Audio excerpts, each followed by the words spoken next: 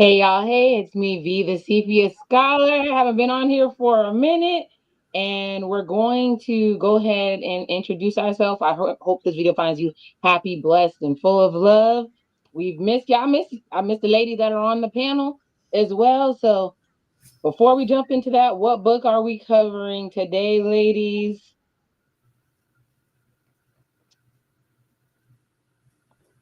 We're going to be getting into the unlikely adventures of the Shergill sisters. I might be tearing that name up, but before we go down that path, let me introduce our group a little bit.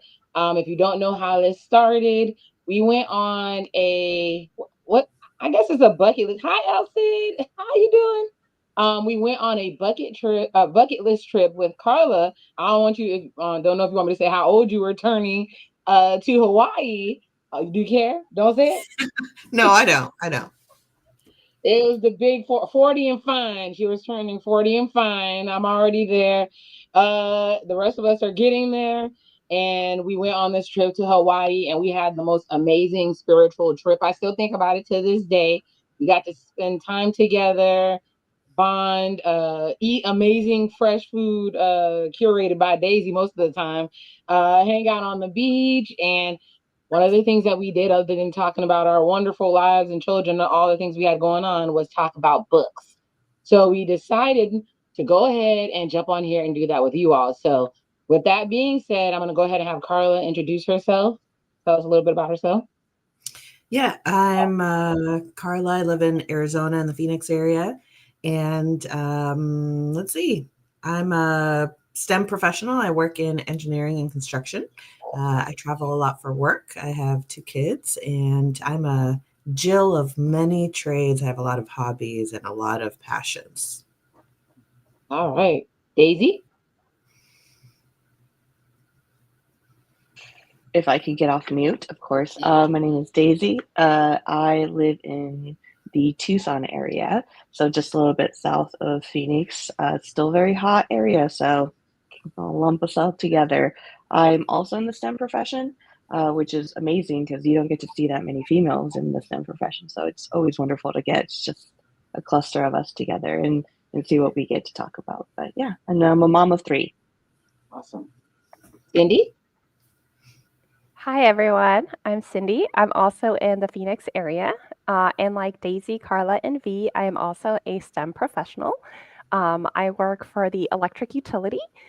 Don't travel nearly as much as Karla does, but I get to also do a lot of really cool things. She's a mommy too. Let me say something. Let me go ahead and see if I can add Elsid's comment on here. I need to return to Hawaii. You reminded me it's been too long. I love it, but I heard it cost $1 million to go there. Now I I'm gone to each place that I've been to, and then like right after something happens, and then it costs $1 million, and I can't go back. So I am learning to be super grateful when I go different places for that exact reason. So I'm V. I am in the STEM profession. Now I'm STEM profession light. I just transitioned over to another role, but I still get to use my STEM knowledge to help financial folks now. And a quick shout out to my nephew who just graduated from preschool, and I posted it on Facebook. Yeah, the old people hang out there. And there's these beautiful, beautiful little kids. I was like, I was about to be in tears. Like they had this cool activity where they had them show their math skills in front of everybody, and it was so adorable. I posted it or whatever, but it was like STEM lives on. So I am a nerd at heart. I can't help it. But seeing all these little kids enjoying math, and the owner of the school was like, "You don't need to be scared of math. That's where the money's at anyway." And I started giggling a little bit because I was like, "That's not a complete lie." But yeah, other people are scared of math. So just the fact that you're like interested in the math, check it out. Not saying you have to be an engineer or any of those things.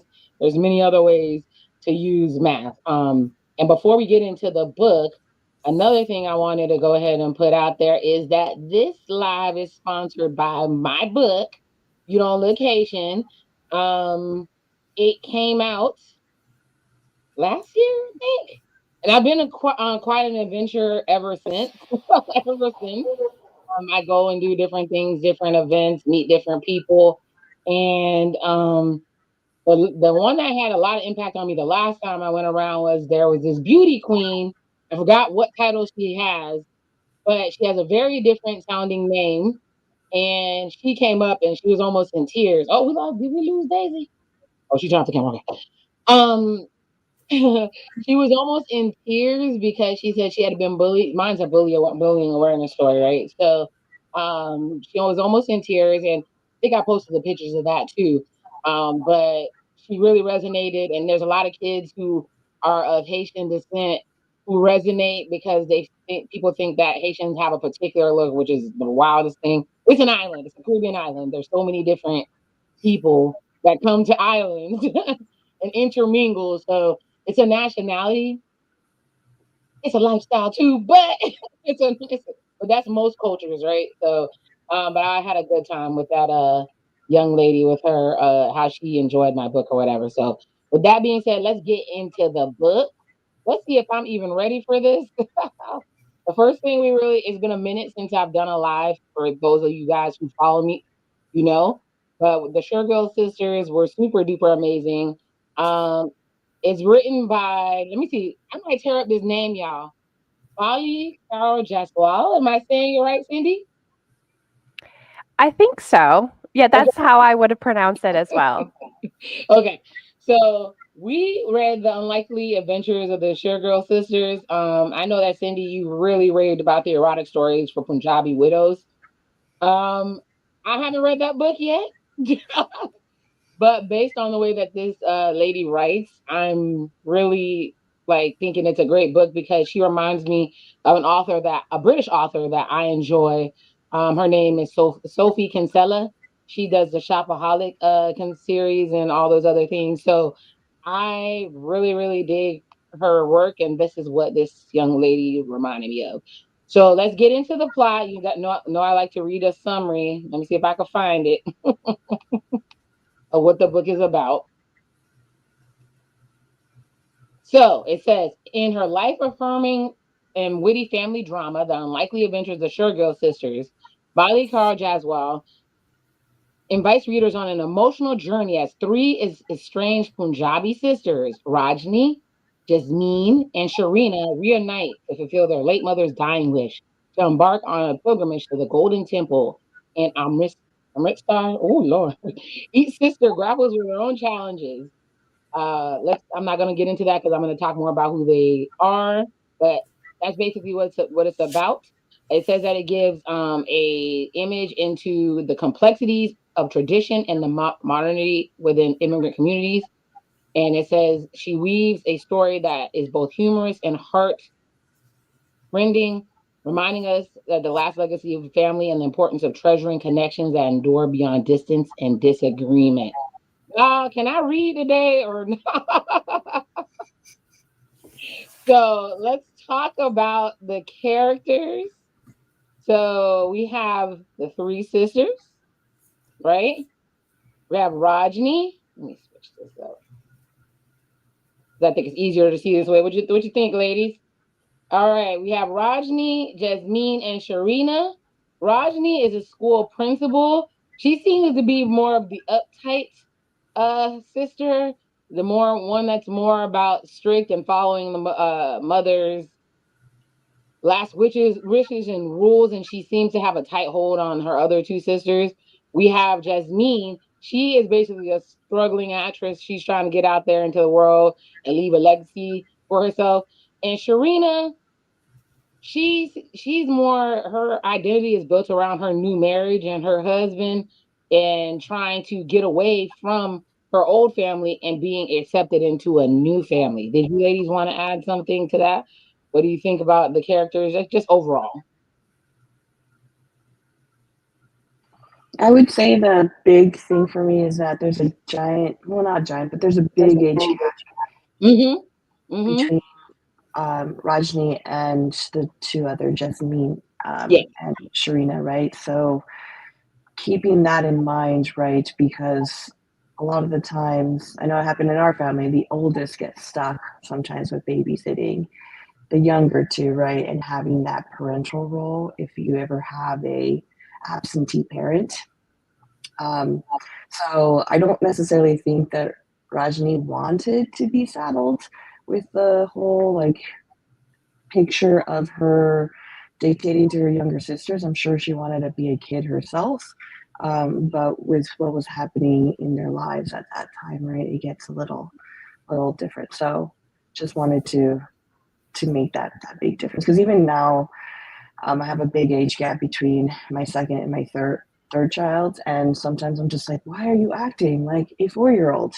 Older children, like don't argue. Like I expect better from you, but at the same time, it's not their responsibilities to be parents, right? Their responsibilities to be kids. So. Yeah. Anybody else want to add to that real quick before we move into the what the plot of the story is?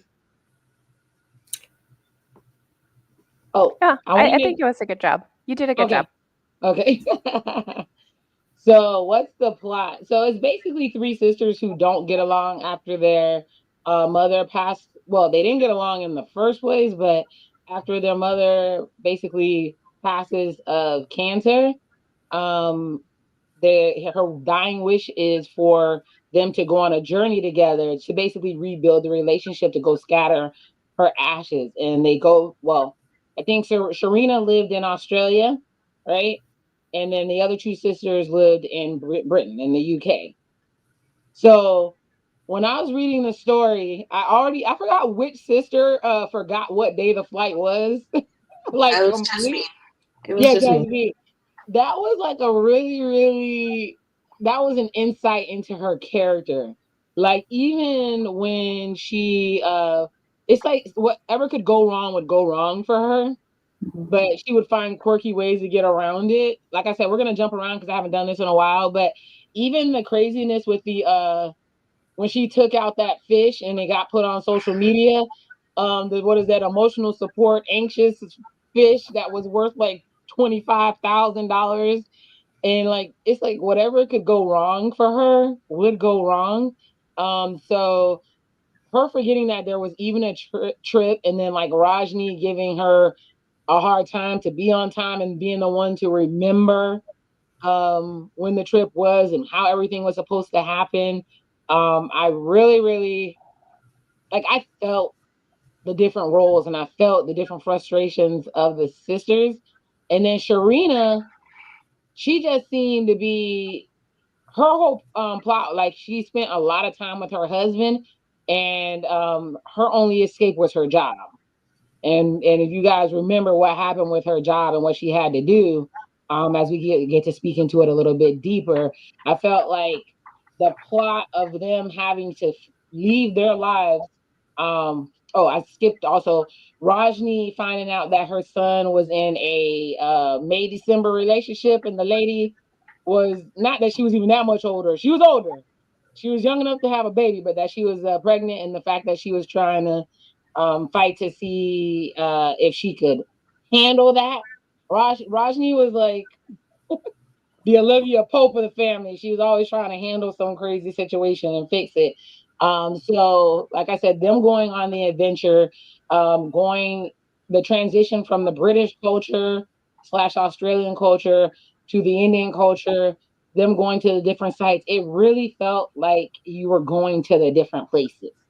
It really felt like you were there, whether it was a busy city with lots of misfortunate people, in the crowdedness of the transportation or the hotels. Hey, nowadays with the environment we're in, every time they had to interact with an official with their passport, I was just like, I was on edge because it was like they were legal and they were supposed to be there, but they were treated so crazy, or the highlight of the issue between Pakistan and India, apparently, them being by the border. I felt like the plot did amazing to not only build the sister story, the relationship between each other, and the relationship with their mother, but the relationship between their country of, I think they were born in Britain, I don't remember, but the new countries and the old countries, and trying to respect the old country, especially Rajni, when you felt like you moved beyond that. Anybody want to add to that about the plot? I thought it was very interesting that, not only were they not getting along prior to the death and even during the trip and after the death, but when the mother goes to write the letter to say, Mhm. hey, I want you to do all this, because her intention is to get them to come together. She struggles on how to start the letter Mhm. because she wanted to say something like my darling, my darling children, or like I love you so much or whatever, but it didn't sound like the mother was a very cohesive person either. Like Mhm. they hadn't learned to be together or loving towards one another because their mother hadn't really been that way with them ever, right? Yeah. So going back to something I just heard not too long ago, it's like, how do you teach your children to love if you yourself haven't been loved, right? Yes. And Mhm. so the kind of traditions that we pass on, that we either grow up with or we pass on to the next generation, because either we've never been taught or we don't internalize it, or we don't learn that, hey, however this happened for us, we may not know how to pass that on to our kids. So Yeah, that's a great point that you're bringing up. It wasn't until towards the end of the book that it sort of explained why the mother was acting the way that she was acting. At first, it just came off like she was a domineering mother, but then when you got towards the end, the mother was caught up in the tradition too. Like her life was like her life, um, how the children ate. Heck, when it brought up how the father passed away, it made a lot of stuff make sense, but it was towards the end that I was like, oh, that's why this is like this. This is why their relationship is like this. But I don't know if you want to speak to it, Cindy.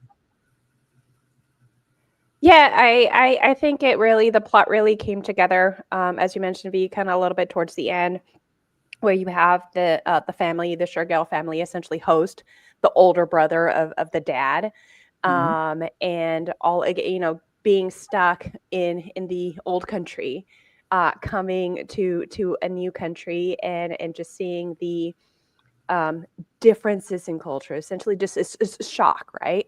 And the amount of criticism that the mom received, Mm-hmm. and not just the mom, but then that kind of turned into, it's like, well, the mom now has to correct or criticize the action of Rajni at the beginning, since she was older. Mm-hmm. Um, she was definitely older. She was being targeted more by the uncle than the other two girls. But I think it really, everything kind of came together towards the end of the story, where you really understand why the mom was a certain way, why Rajni was so uptight, and you really just, everything falls into place, if you will. Daisy. Um, for me, there's a lot of underlying information about just culture differences, and also about the masculinity, right? Like she could not try to even fight for herself, because the only people that were allowed to reach out were males, right? So she Mm-hmm. had to have a male in the family to go talk to a lawyer. You had to have a male to go try to fight for the inheritance rights, right, or whatever was happening. And I mean, it is difficult, right? Especially when we talk about this in STEM. There is a very large population of men, and we do not at any point in time say that we don't appreciate the value of hard workers in any shape or form, whether you're male or female. But it is very difficult sometimes to do the exact same work and only have someone see your gender within that specific area. So if you really look at the relationship between Rajni's parents, right, at the beginning, they were actually very open. They were very progressive. They lived in London for a very long time. And it wasn't until the brother came in that the dynamic started changing, because the expectation of Rajni's mom having to be quiet, having to be Yeah. that stay-at-home mom, really wasn't expected until that brother came around, right? The brother was so disappointed that they had a relationship, right? Like almost an equal relationship. He was very disappointed that the children were being raised in this progressive environment, that they were losing their roots and losing their cultures. And that started the shift Yes. within that family. Mhm. And because of that, right, the impact of expectations, whether it's yourself having expectations or your family having expectations, right, really does shape the way that you then live your life, right? And I think that's another underlying message that she had, is that the three sisters all thought that the other sisters had it easy. Yes. Right? They all thought that they were the horrible ones, that they were the ones that were disappointed, that everything was so hard for them. And it wasn't until the opportunity of them to speak to each other, really air a lot of those grievances, right? That you start seeing, oh, maybe you didn't have that perfect life that I thought you did, or maybe it wasn't as easy, right? So we all had one with the expectations of being the best, the other one being the prettiest, but being the mess up in the family, and the other one just being super traditional and wanting to do whatever she wanted, because it's almost like she felt ashamed, right, of her family. Like, my family isn't normal. I want a normal family. But the idea of that normal family was completely turned on its head, right, once she actually had it. So it was just a lot of culture comments, right, and culture differences that it was good to see, because it's not just the Indian culture, right? It's a lot of immigrant communities that have very similar Yes. Mm-hmm. roots. And I think it's special to see some of the absorption, right, in a lot of these different countries, right? We're very, very blessed here in the US to have all these immigrant cultures that have been in this melting pot, right, for multiple generations, where it's not as looked down upon. But if you see that first generation over, I'm sure it was going to be very, very similar. Yeah, that's a lot of the underline that I got. Yeah, I mean, it really resonated with me because when she was describing, remember when she snuck out because she was tired of being fitting into the culture and meeting their standards. I was surprised that Rajni was the when I started reading that part, I said, "Oh, that makes sense." Okay. But when she basically laid out the part where she snuck out and how the men, like, she, since women weren't allowed in the street after a certain time, men were treating her like lady of the evening, and she was like totally terrified, went to the police. I mean, at least she made it to the police station, right? And then when she gets home, the mother was more worried about what everybody thought. I mean, she said she was aware of how she looked when she got back, that she had been through a heck of a night. And the mom getting on her, but she used the tradition against the mom by saying, "You probably pushed dad because you were dating." Like, she basically used what the uncle was saying against the mom, and she had that guilt. And the uncle was like, "What'd you say?" Jackpot. I'm taking the family property. Like, I'm out of here. It was like, now I don't have to fight for you to get your land back, any of those things, because you're a horrid woman. You're a woman of ill repute, even though the daughter and the mother both knew it wasn't true. So they were forced to like move into the modern ways where the mom had to work so hard and everything. So there was a lot of themes in here that were crazy. Um, let's just put it to you this way. Let's do it with it through the let's talk about arc development. Like, do you think the ladies went through and and their story arcs went were done well in the book, or what do you guys think about the story arcs?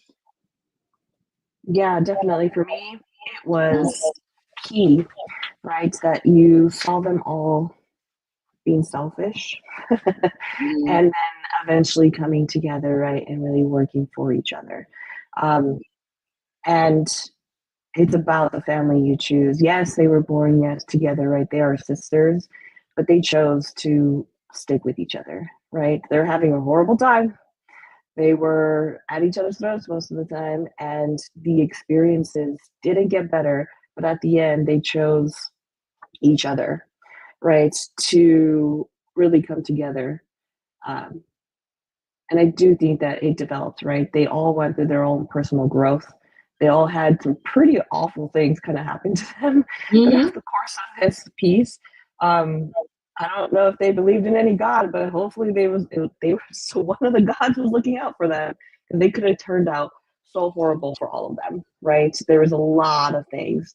Rajani could have lost her family very easily by being as manipulative and thrifty in the bag. Jasmine could have probably, yeah, she was pretty mean.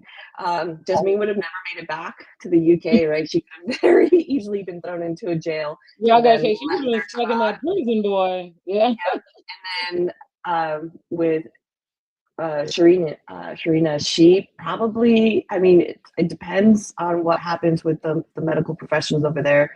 It could have been fine or it could have been catastrophic, right? The mental health of her after whatever procedure she was going for could have been devastating for her, right? So, I mean, there's no guarantee that she wouldn't have to go through it multiple times until she got whatever result she wanted to. So that's, again, horrible things happen to all of them, but they all kind of got together, found out what was really important to them, which was the health and safety of their family, and then they went for it. So I thought it was a good progression of that.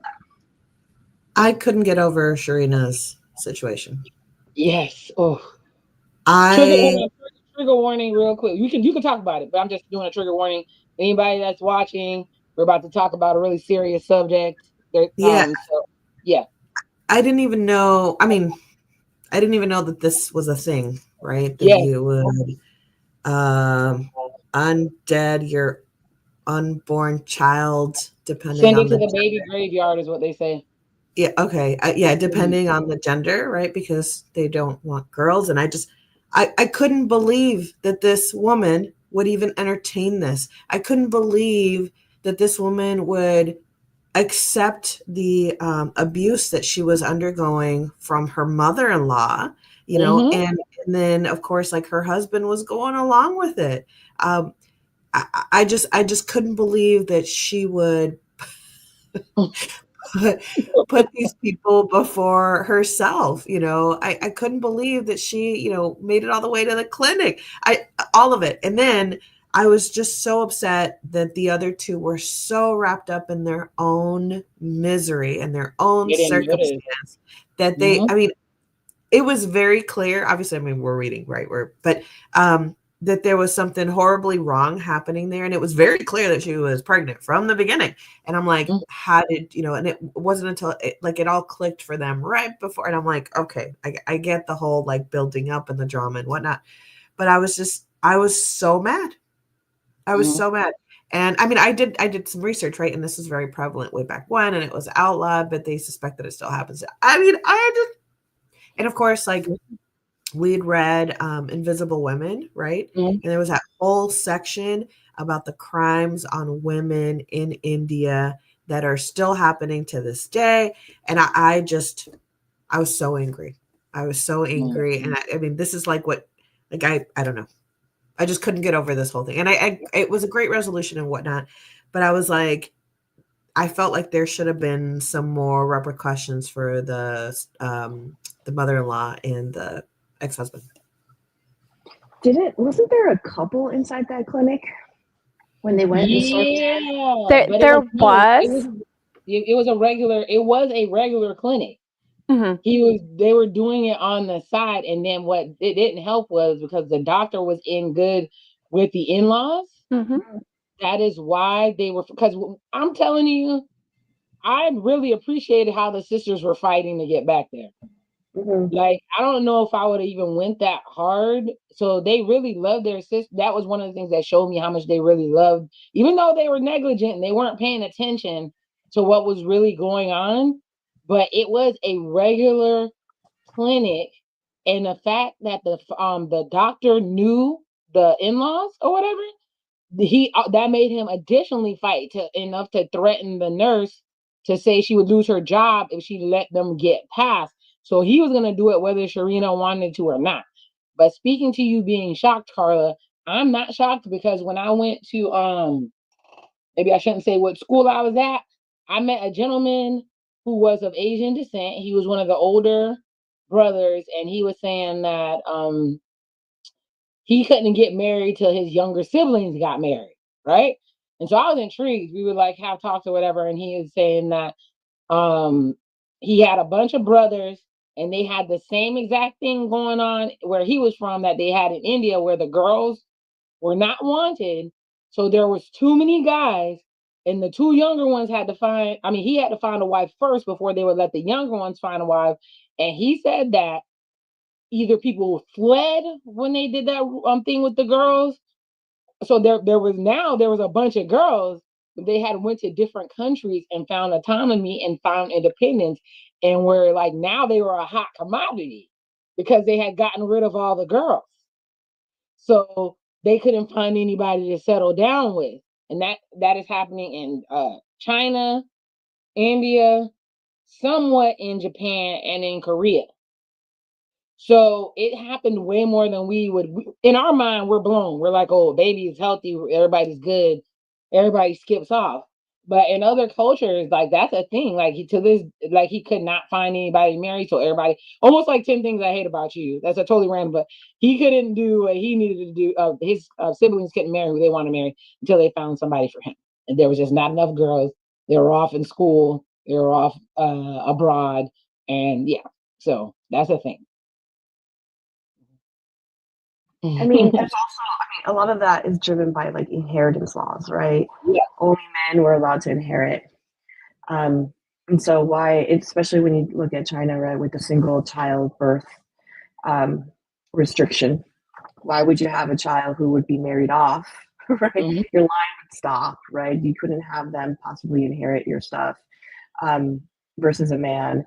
But yeah, you look at a lot of the documentaries coming out of Asia right now, where the population, right, is shifted in one gender versus the other, and the ones that did decide to keep the daughters, right, they treasure their daughters quite a bit now because they're like one out of what, like five or six. Those statistics are coming out of nowhere, so don't even like, Yes. but it is quite a bit of a shift. But then you also look at other countries like, is it South Korea and Japan, who just have a very small birth rate in general, because it is very expensive to have children. It is also very expensive um, to live in those cities. So it's not just you having a kid, right, and finding daycare. It's you finding a kid, finding daycare, and then putting them through all the tutoring that they need to get to be successful in that country, right? Because they have regular school, then they have after school where they go and do supplemental classes, right? It's just the prices just continue to stack. So being able to afford more than one child sometimes is very hard. So if you then took a look at us, right here in the United States, one of the biggest political statements is we're not having enough children, right? How can we Yeah. pay our citizens to have more children? What can we do, right? And it's because, again, the cost of having children, they're a blessing. Don't get me wrong. We love them. We love our kids, but they're very, very expensive as the economy continues to go on. And if we're not getting help in one shape or another, right? I get a lot of help from my mother-in-law.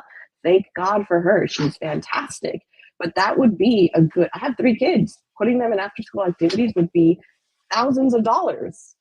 That would be more than my mortgage, right? Yeah. So how do you expect me to be in a place, right, where I continue to have these children to help populate our lives when I can't even afford to feed them? So it's one of those things that is pretty hard, and I know it's across the the world as well. Yeah, I was explaining to somebody, a memory came back in my mind. You guys know my children are 2 years apart, the oldest ones.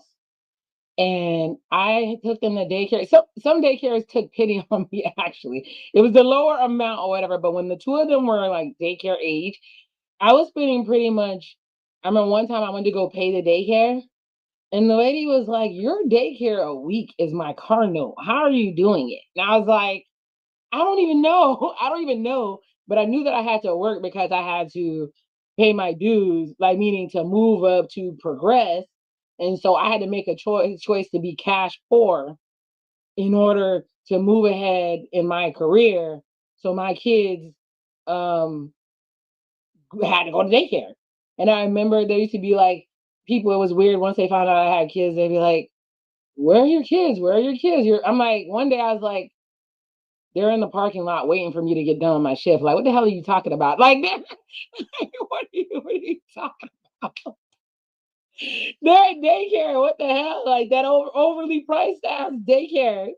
I feel it in my spirit. But it was, especially when you're a lady working in the field that we all work in, it's like they feel like you should be home with your kids. And it's like, I was actually doing both. I was doing both. So it was just that, I was married, everybody played their role, but even with two people, three kids is a lot. So it's like, yeah, it was wild, but I totally felt that. And then I think another character plot that stood out to me was Rajni figuring out that she had to stop because you had that traumatizing moment when you're a teenager. You're passing that trauma down to your son. Yeah, you might not totally agree with what he's doing, but you're being just like your mother. And sometimes we don't realize we're being like the parent that might have been some type of way to us. And when I catch myself doing it, I'm like, oh, oh, oh. Like I heard, like you can't help it. It's like an inner record in the back of your head playing. And sometimes you hear yourself, or I'll make the comment, "You guys are lucky that I'm not like one of the traditional folks." Because some of this stuff, like I allow my children to, express their feelings. We discuss things. Of course, they know their place, like they know our roles. But some of the stuff that they like express their feelings about, you wouldn't dare say that in an immigrant household. It would be over for you. So, uh, Chocolate would come out. yeah, the chancla for sure. Anybody else want to add to the character development? I really liked that. Definitely the development of Trina. I thought was really good. I love the fact that towards the end, she grew the ovaries that she needed to stand Mhm. up to her husband and her mother-in-law, and then just pretty much say it's like, this child is amazing. You are losing out of being with her. I thought that it was uh, great that Rajni and her husband, I think Kabir, helped her out to get on her feet and continue moving forward with this child on her own in a different country, where the father of the child was just flat out like non-existent. So I really like that she finally was able to just have the courage to stand up for herself. And I think a lot of it, sometimes we forget that it's hard to get to that point. It's Mhm. really hard to get to that point and essentially say it's like, you it's not going to happen anymore, right? You're not rolling over me. It's like I'm bigger, I'm grander. I'm not going to dim my light. Um I think I also appreciated the development of Rajni. I think eventually, after you found out why she was the way she was, um, and she came to terms with, hey, I'm acting this way when in reality I shouldn't. This is a new generation. We're in a new culture. This is different. Um, I appreciated that she took that step to remedy the relationship strain with her son. So, and Yeah. Jasmine was just a hot mess. She was just a hot Yeah. mess. No, the Sharina really bothered me because when first of all, I had an amazing mother-in-law, like, and I knew people who didn't, and so I was very grateful that I adore my mother-in-law, like my in-laws, period, and I know that that's not always the case with the people, but the fact that she was in a ABUSC, like she was getting abused, you know, I can't say it on YouTube. She was getting mishandled. I was like, it was because she didn't want to admit it. Like down to the way she cooked. Like first of all, the mother-in-law let her know from jump that she wasn't good enough. Like she already had these No, there reservations was about being from a different family. Go ahead. yes, there was that moment where she came home intoxicated, and Mhm.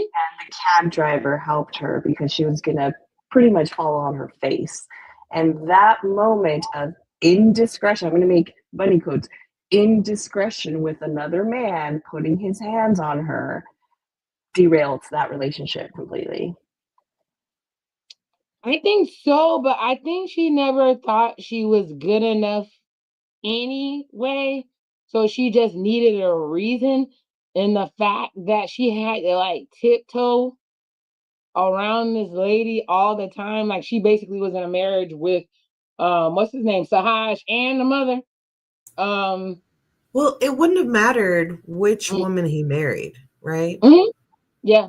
Like, really, she's comparing whatever wife potential to herself. She's the best woman in his life, therefore, no one can hold a candle to me, right? She wanted to be the top, the top Yeah, woman in his life, right?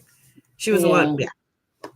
No, there's mothers like that. Like I have a son and I made sure me and him did not have that type of relationship.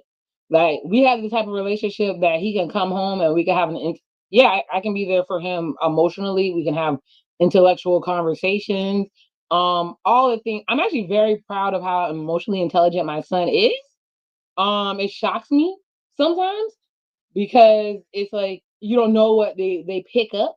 You don't know. And sometimes he'll say something so emotionally intelligent, I'll be thrown aback. But one thing I did not care for was mama's boys, for lack of a better term. Like you want the man to love their mother, but when you get married, you're supposed to cleave to your wife. And hopefully you pick a wife that's not bad to your mother. And like I said, because I had such a good relationship with my mother-in-law, and the way she handled me was that way, meaning like if you guys ever need help with your relationship, I'm a phone call away, but this is your relationship and this is your like that is what she told me. And we were always that way, like, and she supported my career goals. She would step in where she needed to, but I think because she was a career woman too. So I saw her, she was a role model. Like my mom was a role model in one way and she was a role model in a different way. So there's two different paths. So maybe I saw myself in this story, and when this lady was mistreated, I was just like, oh my gosh, right? And then the son is not defending his wife, but I've seen it the other way too, where the son is so caught up in the wife, and the wife might not be a good person. He's treating the family and the mother bad. But that's why I'm not a proponent, because sometimes there's emotional incest between parents in there. Like they basically, I don't even know if I was allowed to say that word, but I said it already. They basically depend too much on the children. And so I don't know if his dad had passed away. I don't know, but it was weird, like how she would jump on the phone calls, be breathing in the back. Come on now, mama, like please. I don't know, He but was missing a pair of ovaries himself, right? exactly.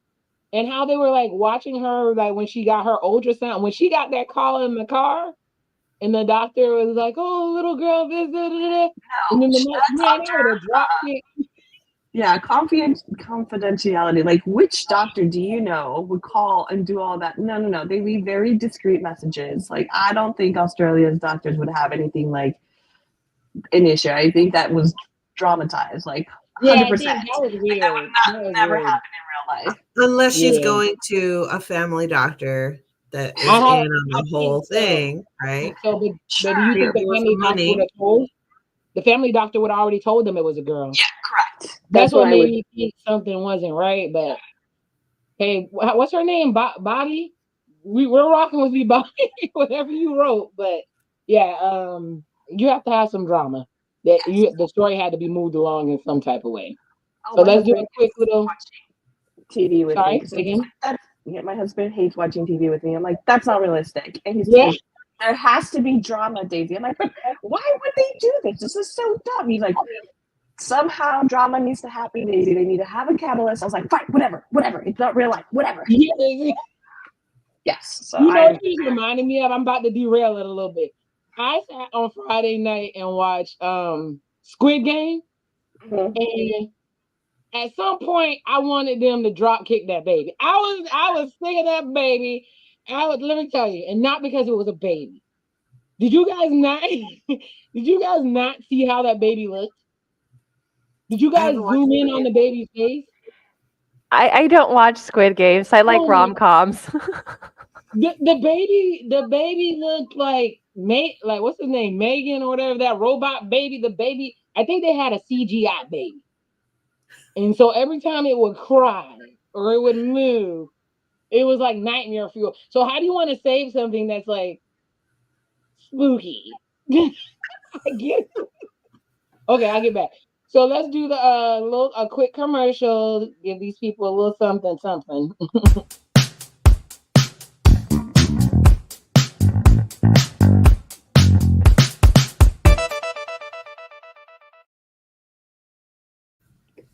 All right, everybody, make sure you hit the like button if you're liking what you see. If you're liking what you see more than once, I need to do more dropping on the channel. Stop hiding in the bushes. Stop being creepy. Hit the subscribe. You obviously like the content. Come join the fam. But I'm here with Karla, Deysi, and Cindy. I forgot what our name at yearly, which we haven't done. Yearly travel group or whatever, but like with the shenanigans, or something. I need to travel to come see you guys. Seriously, you guys got to show me the best. Not this time of year. I know it's gotta come when it cools off. I had a good time there for sure, and I saw some bodies of water I definitely want to check out that were like ridiculously blue. I don't know what this place was, but it was supposedly in Arizona, and I said, "Let me hit up my girl. Let me hit up my Latina lovelies and make There's my only way there." waterfalls, Karla. Like most of the canyons that we have here. Actually, it's really funny. Kids don't know. Luckily, it's my 4-year-old that's here. But Karla and I are technically planning a trip that's going to cross over. We're going to surprise our children and meet somewhere. Yeah, so we're taking it to a area you can Google it. It's called Fossil Creek, Arizona. Beautiful place. You said Possum Creek. Fossil Creek. Oh, I'm about to say what? It has very clear water, like you can actually snorkel. You can see the fish, and the kids have no idea that this is happening. My kids know that we're going to Fossil Creek. Her kids know that they're going to Fossil Creek, but they have no idea that we're going together. That's fun. Yeah, we're going to show up and look at that. So, yeah, I'm excited. Me too. All right. So let's talk about we're getting to the juiciness. So who's you guys' favorite character? I'm gonna have Cindy go first. I think my favorite character, and this is a side character, and maybe just because he was like completely outlandish and stuff, but Tom Hanks. Oh yes, Tom Hanks. Tom Hanks, who's the taxi driver that Jasmine and Rajni hire to take them to the border of Pakistan because there's a big festival or changing of the guards kind of scenario with music and dancing and whatever, and then just the ridiculousness, I suppose, in regards to like everything that was happening at that part of the book. It was just like I really enjoyed his quirkiness, and then the fact that he came back into the story towards the end, to where he was driving both Rajni and Jasmine to the town where Sharina was at, and the fact that like he was working his way to get them there as quickly as possible. So as a side character, I thought he was fantastic.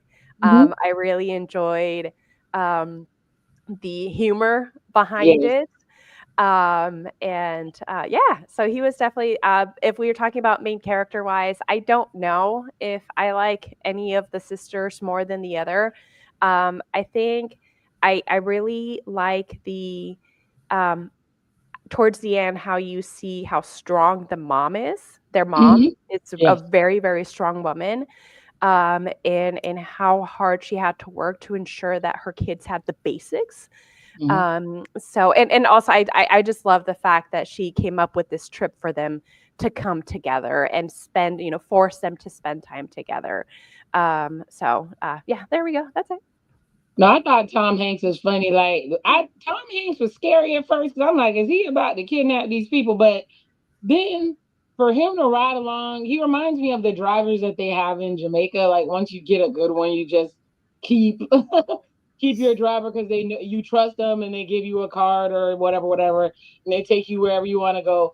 But when he was sitting in that car watching that scene from Castaway with Wilson, they caught him with tears in his eyes. I said, "Oh my goodness!" And he would not tell those people his real name.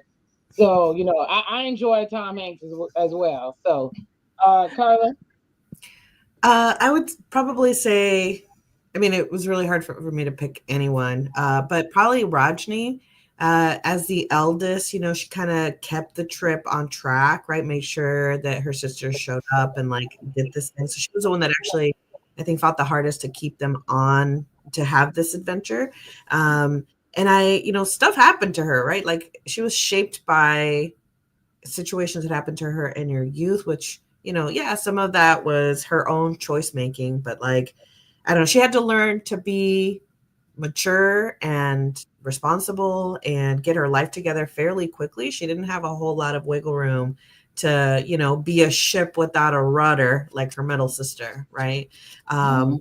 And I can appreciate the fact that like stuff happened to her, but I thought like a lot of growth in her, learning to be supportive of her sisters, learning to be supportive of her son and his choices, and just being like, a person that others would want to, come around and use her as, as an anchor a little bit. So, yeah, I thought that was so she's probably the one that I would have selected.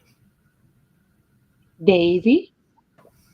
I'm gonna go with a Cindy, go with a side character. I really loved Kabir, the husband of Rajni, because the Mm. patience of that with his strong-willed women goes to show, right, that every type of relationship needs kind of like Carla, you said, Jasmine didn't really have a rudder.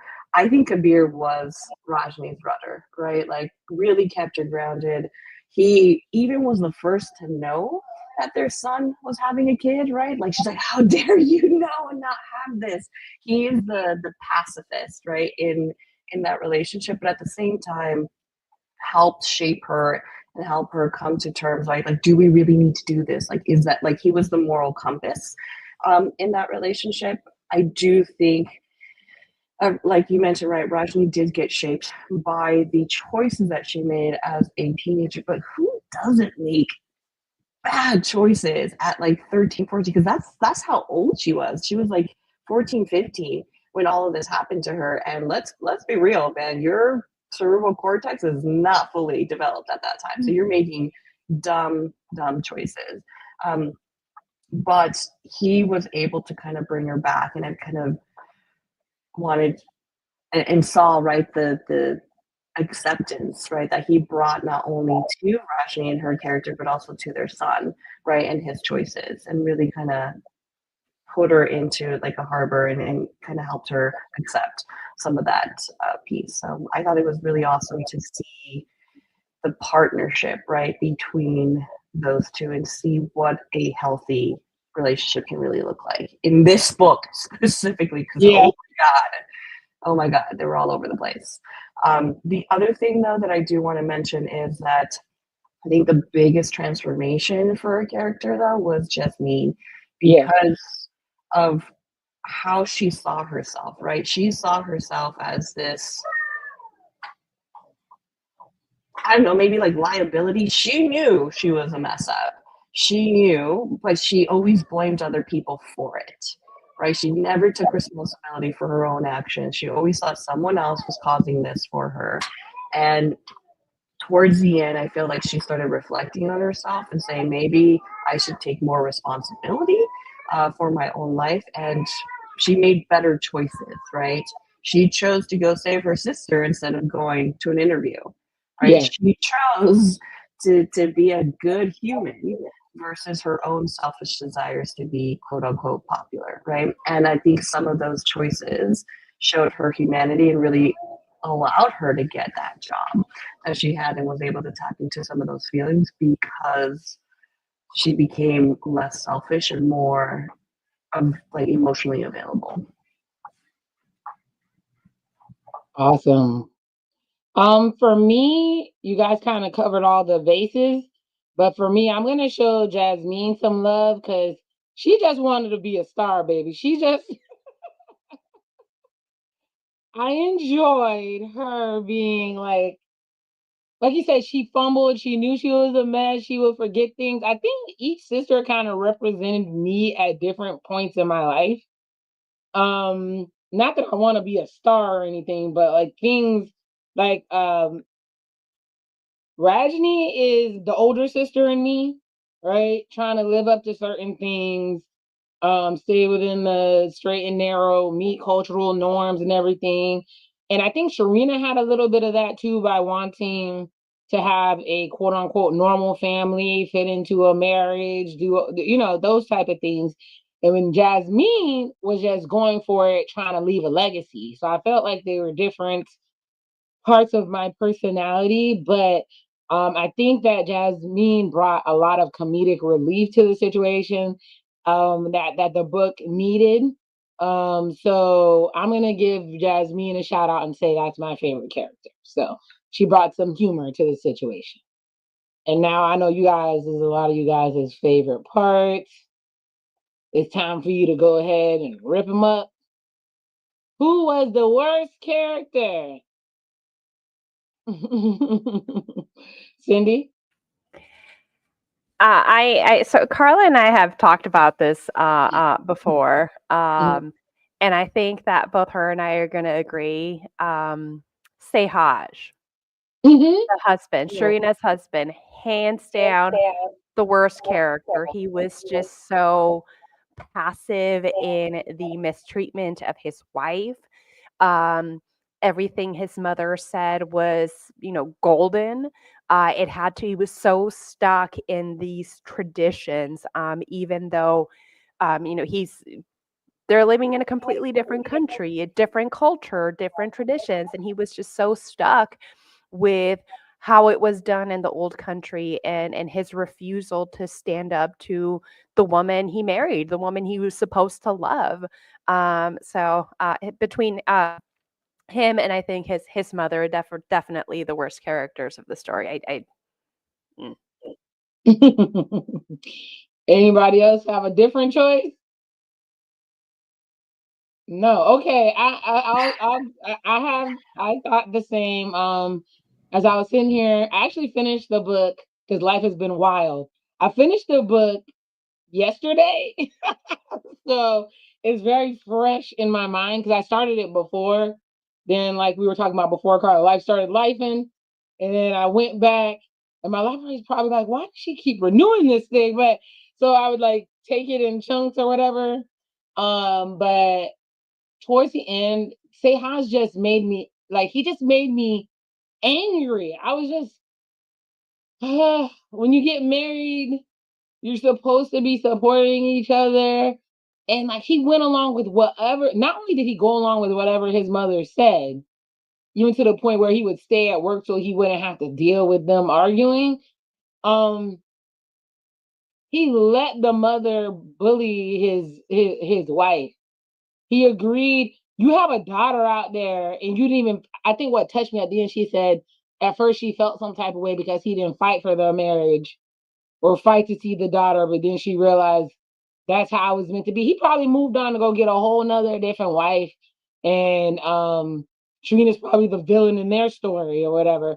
But to send your wife to that clinic and just give her the card, she don't know what she's rolling up on, And for those people at the clinic to have, for them to have basically directives to trap you there, did you, and what was also confusing was he had moments of warmth and softness with her to keep luring her back in to fight for whatever directive that they were trying to do.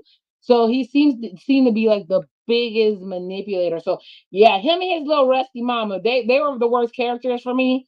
But I don't know if anybody else wants to add anything to the worst character or something, anything. I think So second to them would be the uncle. Yeah, oh yeah, We have not yeah. talked about the uncle. The uncle was definitely right there, like literally neck and neck in regards to just like how awful of a person he was and how he manipulated the situation for his own gain. Yes.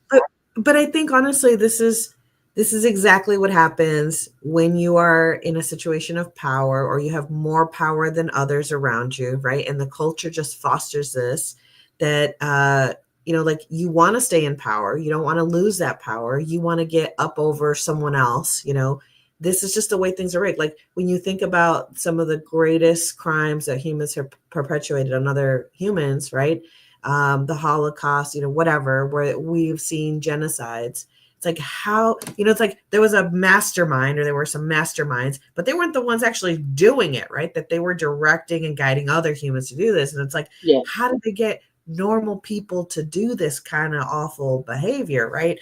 And the reason is that those in power don't want to give that up, and they don't want to question their circumstance, and they don't want to, it's comfy for them, right? And my husband and I have had these discussions where it's like, in a traditional marriage, right, where the woman stays at home and does all of this stuff, right, all of the house cleaning, the cooking, whatever, in these traditional homes, like, and the husband, all they have to do is go out and work, which is infinitely easier than being on 24/7.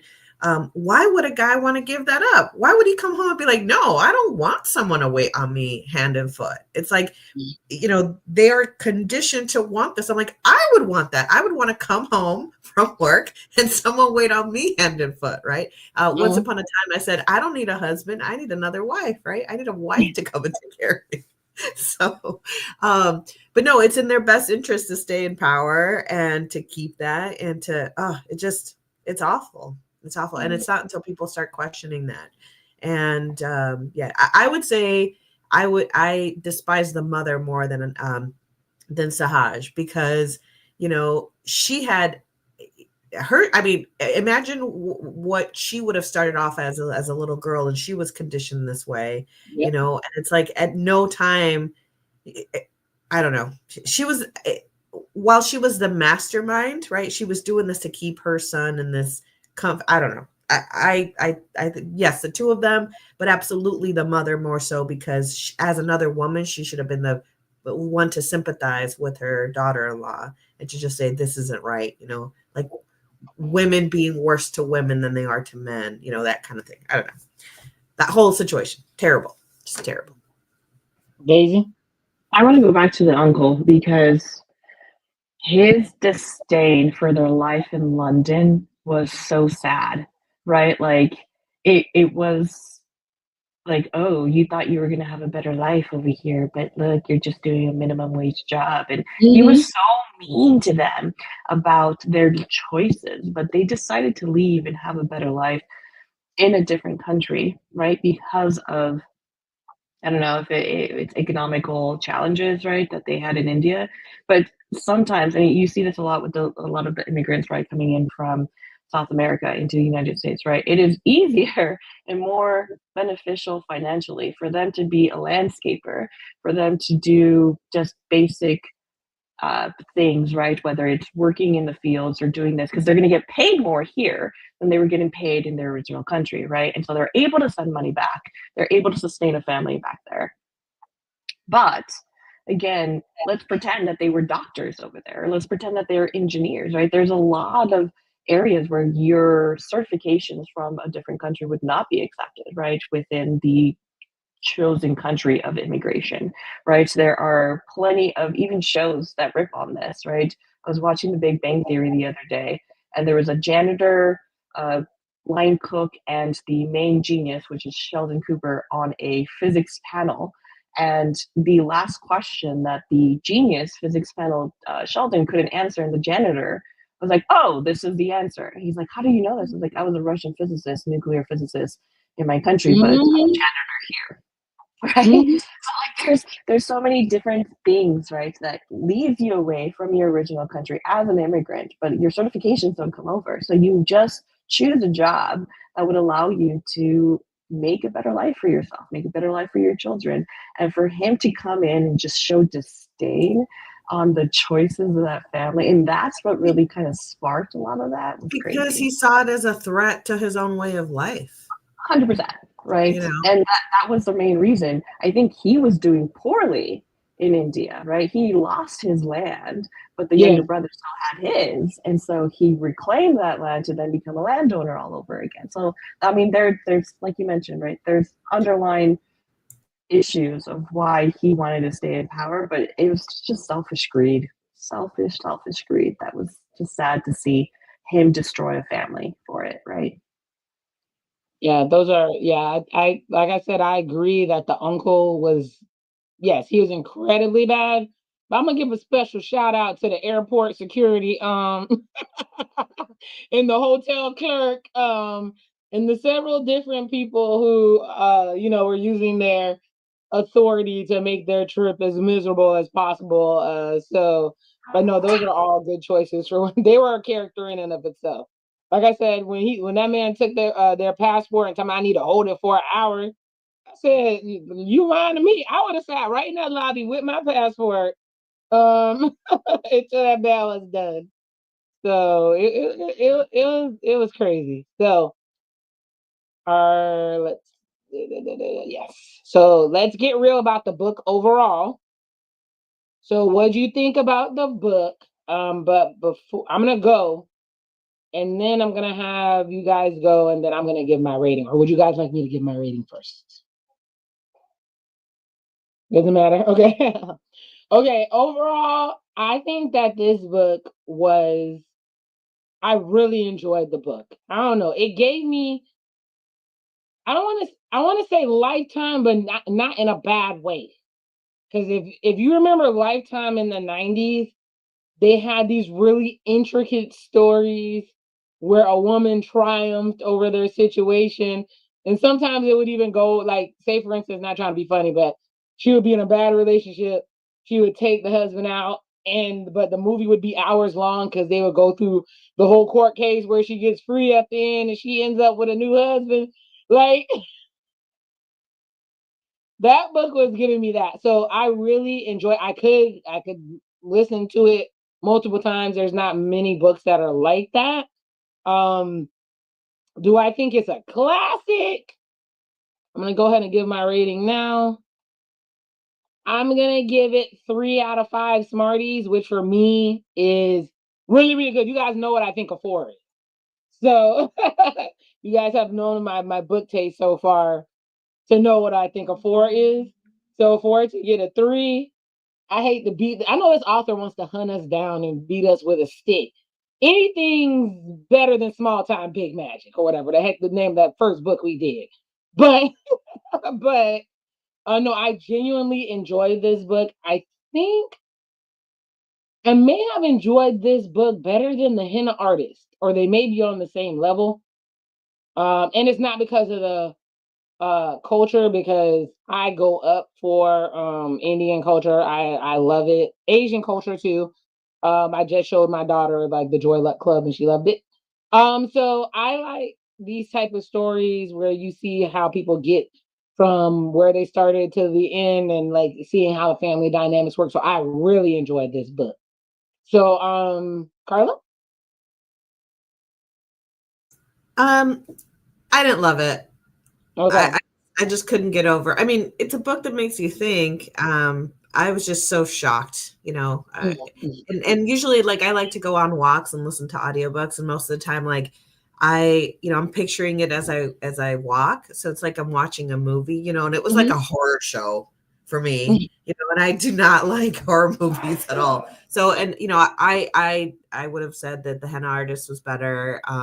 Certainly the Punjabi Widows was better.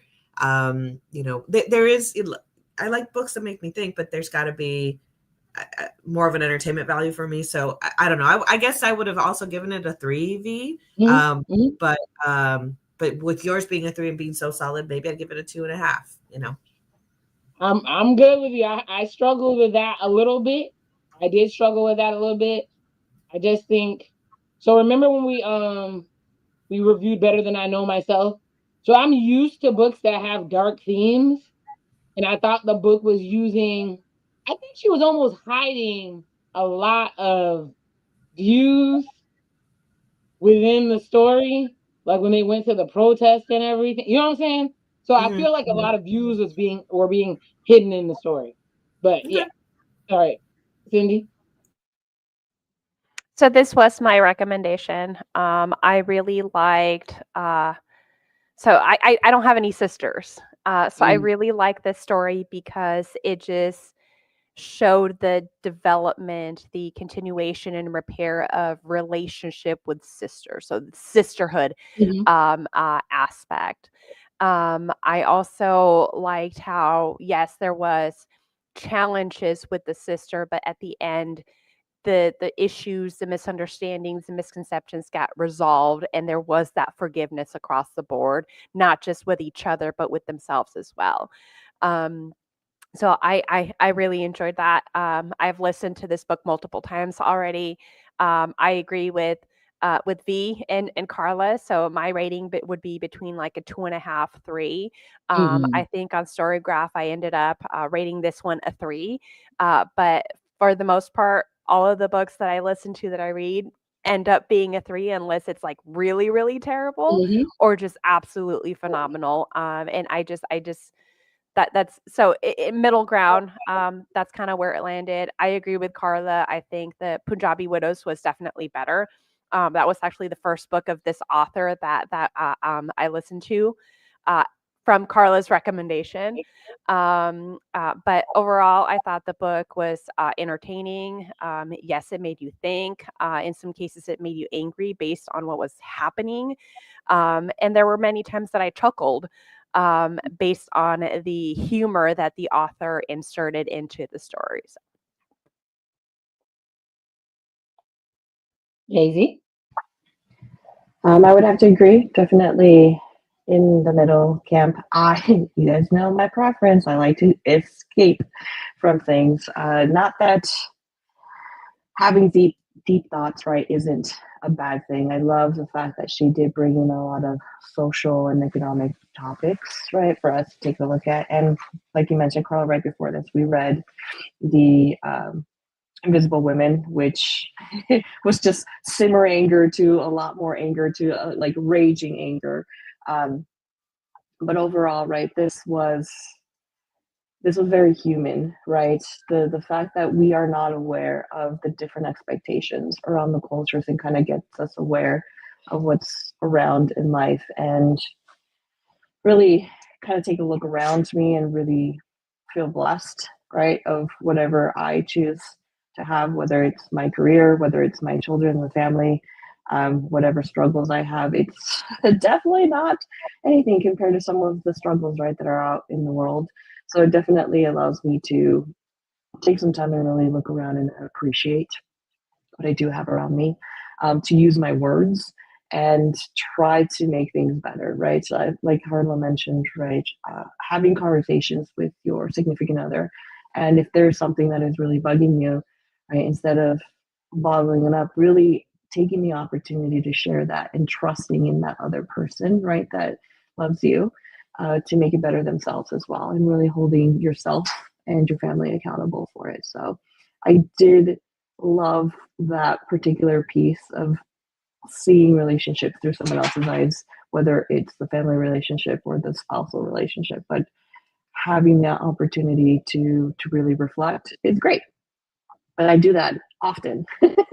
So when I'm spending time going around and either, because I usually listen to my audiobook while I'm cooking, there are times when my husband tries to talk to me and I'm listening to something that is like dark, and I like look at him and I'm like, do not talk to me right now because I am not a happy person. Like I do not want to let whatever's happening right now in the book. Or if I'm anxious, right, because it's like in the climax area, like my husband's like, "Are you okay? What's going on?" Like, I just need to get through this chapter and I'll be back to normal. So like I feel like I do have a lot of emotional connection with a lot of the books that I have. And I think that's why I try to go through the lighter and hard, like fluffier things, because that lighter piece is what I would like to share with my family, right? Not necessarily all the deep, dark ones.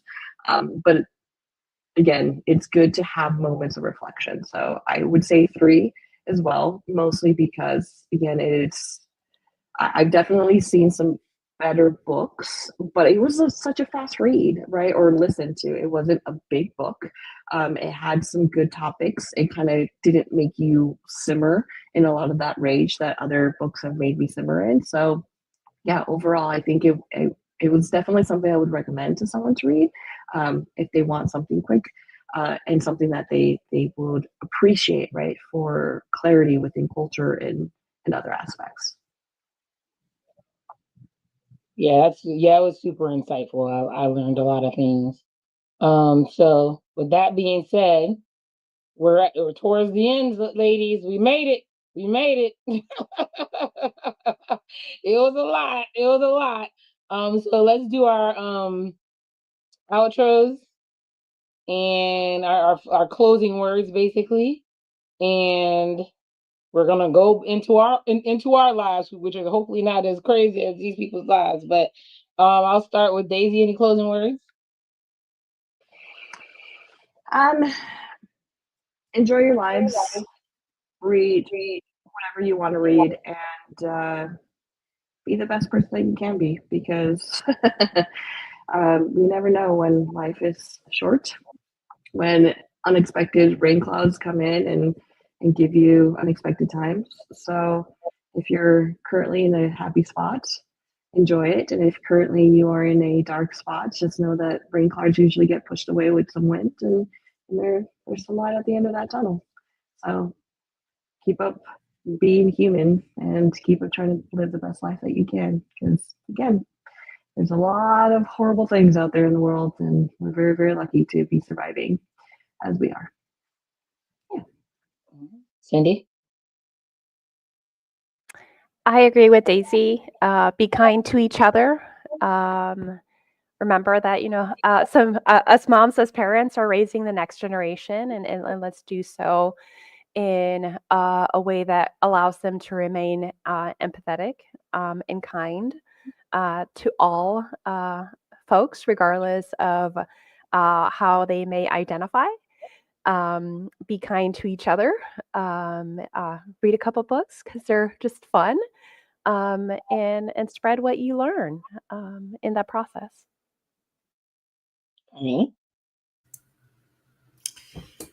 Just a reminder, family is, people that are given to us and we don't have a choice, but friends are the family that we choose for ourselves. So you are who you spend time with, and you pick up a lot of things from the people around you, good things and bad things. So surround yourself with the people that you admire or you want to be like or you want to learn things from, and be a positive influence for those people around you, and let those people that are positive around you also influence you as well. Ooh, how am I gonna follow that up? No, you guys did great outros. I just want to say that not related to the book. I've been going through a lot in my life, and I have a lot going on.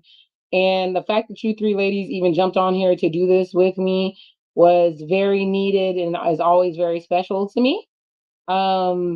You guys help me keep the channel alive, but in general, I like to speak to you guys about topics because you guys are so smart and insightful. And even if your points of views are different, the way that you guys bring the energy, you bring the intelligence, you definitely bring the beauty. So I appreciate that you guys jump on with here on me to talk with about the books that we've been indulging in. I want to put a book out there, not as we don't have to do it as a book here, but there was a book that really got to me. I don't know if you guys have read it, but it's called Yellowface. And yeah, that was.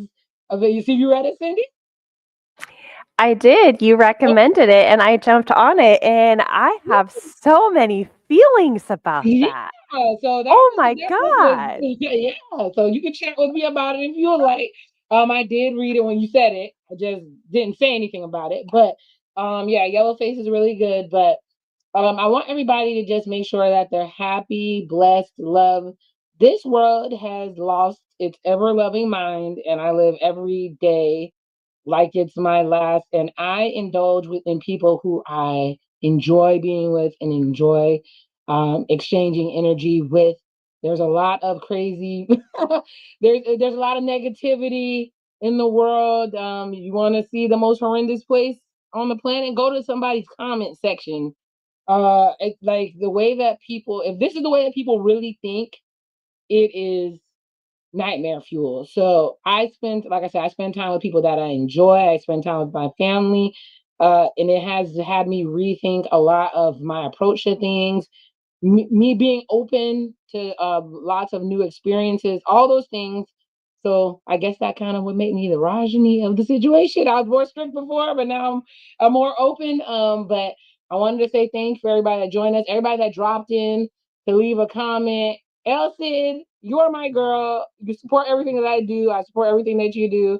Thank you for stopping in and at least leaving a comment. I knew you were going to at least do that. To everybody else who I haven't seen in a while, shout out to the playback gang. We weren't able to see it live, and we'll be back with another book, hopefully way sooner than the gap that we just did. And with that being said, love who loves you. May God bless you with everything that you need.